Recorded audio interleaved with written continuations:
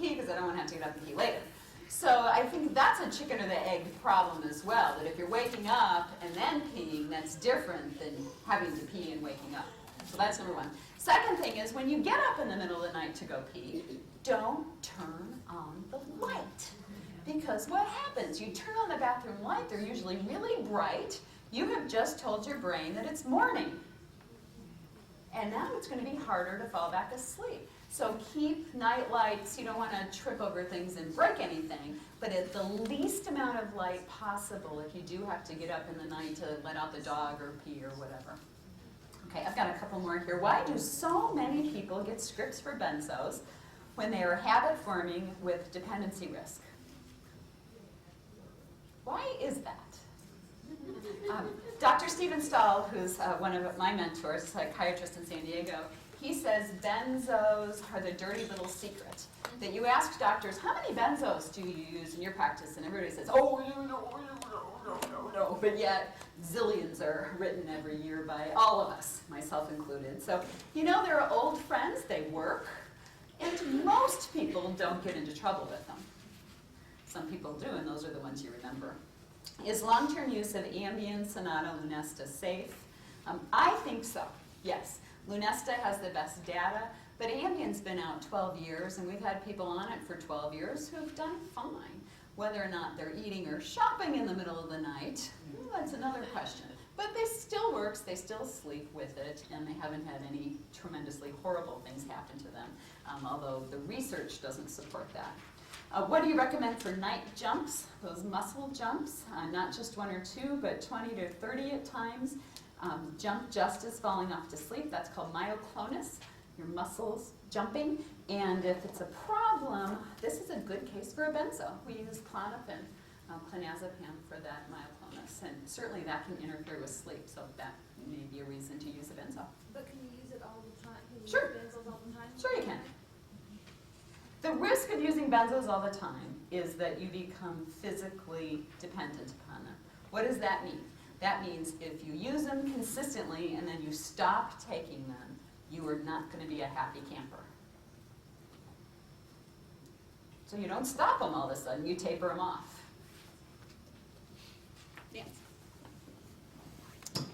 I don't have kids to study, but I have a demon-spawned cat named Rusty. He has no trouble sleeping. Why? Well, cats sleep about 15 hours a day. Giraffes sleep about 4 hours a day. Rusty needs to be studied. We all need to be able to understand why Rusty can just lay down anywhere and just take a nap. I think cats have it down. They'll get back to you, because they're going to go take a nap. Yeah, I think cats really have the best sleeping behavior anywhere. A question about addicts and alcoholics. What about them using sleep medicine? I think this is one area where clearly you do not want to use benzos, and I wouldn't even use the newer Ambien, Sonata, Lunesta drugs on them if I had a choice, and now we have a choice. So this is a place for Rosarum. This is a place certainly for cognitive behavioral strategies, because insomnia is a relapse trigger. And we've got to help these people sleep, or they're going to find their own ways to sleep, which is usually alcohol. So we need to treat them, we need to be aggressive about treatment, but try to avoid things that they could potentially get in trouble with. Benzos are solid alcohol. You've all heard me say that if you've been to any of my other lectures, and if you haven't heard me say it, buy the book, because it's in there. Nancy, anything else? Okay, let's go on. A couple things we need to do. A lot of people to thank. Us.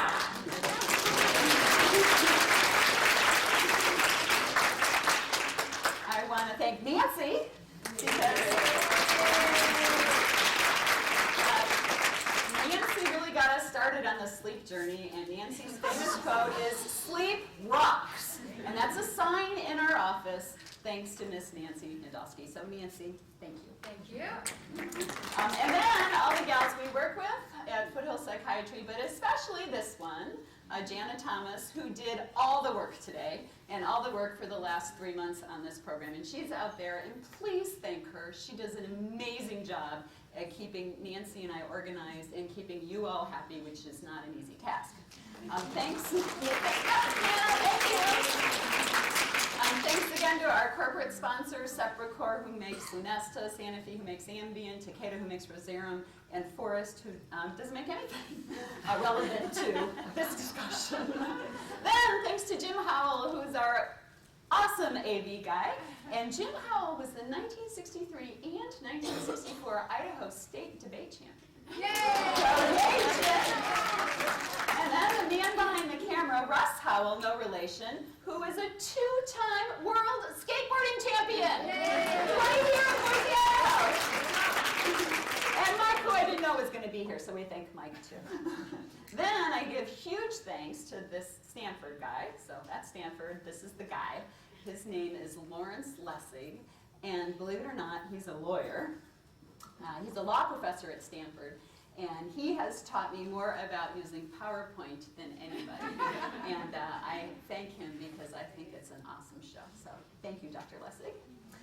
Books, we have the first book out there. Nancy and our book is out there, 40 Cases, and we have recorded, videoed our previous workshops, so you can buy the DVDs of both the first workshop that covers all psychiatric medicine and the second workshop, which is the addiction workshop, alcohol and addiction. And this is being videoed today and will be available soon.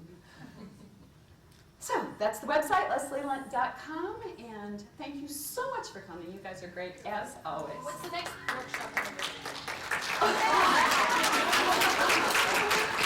The next workshop. Well, somebody was asking for an ethics workshop because you now have CEU requirements, but I'll get back to you. So thanks again. Okay.